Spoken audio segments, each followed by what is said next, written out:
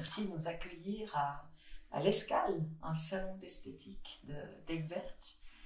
Est-ce que je peux vous demander de vous présenter d'abord? Oui, bien sûr. Alors moi, je m'appelle Jessica de Souza et voici L'adore Dominique Françoise. Ça fait bientôt 45 ans ou 46 ans que je suis à Aigues-Vertes et je suis vice-présidente.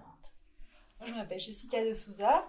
Je suis socio-esthéticienne depuis 2 ans à la Fondation Aigues-Vertes. La socio-esthétique, elle permet vraiment en fait de proposer divers soins, mais déjà dans une démarche de valorisation et pour favoriser l'image de soi avant tout, et également pour le bien-être. Ça peut être aussi bien un soin mensuel que hebdomadaire. Et j'ai vraiment des villageois qui ont besoin d'avoir des soins réguliers. Ça permet de garder aussi un lien, de créer un lien de confiance entre nous. Et c'est vrai que c'est un chouette moment de partage. Vous-même, vous en bénéficiez de ces soins? Vous venez ici? Les soins de visage ou le vernis à ongles, ou si ça donne l'attention de l'envie, c'est être épilé. Quand elle fait les soins du visage, on se détend très bien. On se pose un moment. Prête à faire une fête, ensuite à sortir. Oui. Et justement, je crois que ici, vous faites un défilé de mode aussi. Alors, j'ai réalisé en fait 2 stages au sein de la Fondation Aigues-Vertes. Et pour clôturer mon année de formation, j'ai proposé de réaliser un projet qui me tenait réellement à cœur, donc l'organisation d'un défilé de mode.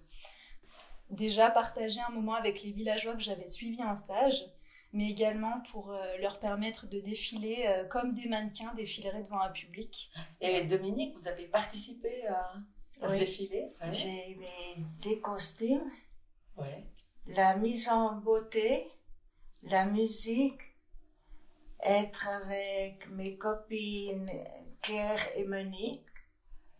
La socio-esthétique, c'est principalement donc, les soins bien-être, comme je l'expliquais tout à l'heure, pour la valorisation de l'image de soi, mais ça peut également toucher le relooking vestimentaire, tout ce qui est habillement.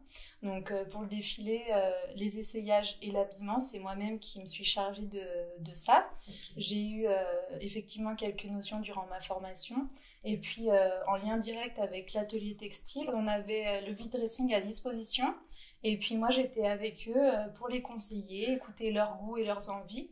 Et puis, surtout, qu'ils puissent choisir une tenue dans laquelle ils se sont sentis beaux le jour du défilé. Vous vous souvenez, Dominique, ce que vous aviez comme habit? Oui, une belle robe verte que j'avais reçue à Noël. Et malheureusement, je crois qu'elle devient trop petite. C'est-à-dire, Dominique, vous avez même appris à marcher comme des mannequins, ou bien? Oui, au mieux de marcher vite, de marcher lentement. S'il y avait les robes longues, par exemple, soulever la robe. Ah, ok. De faire des arrêts. On avait fait des répétitions avant le jour J.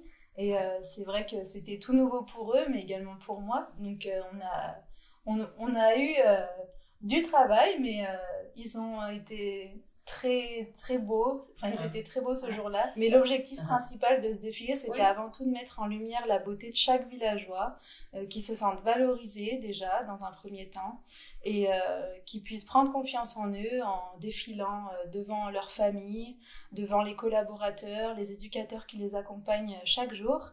Et c'était avant tout un moment de plaisir et de partage pour eux. Beaucoup de villageois aimeraient réitérer et recommencer.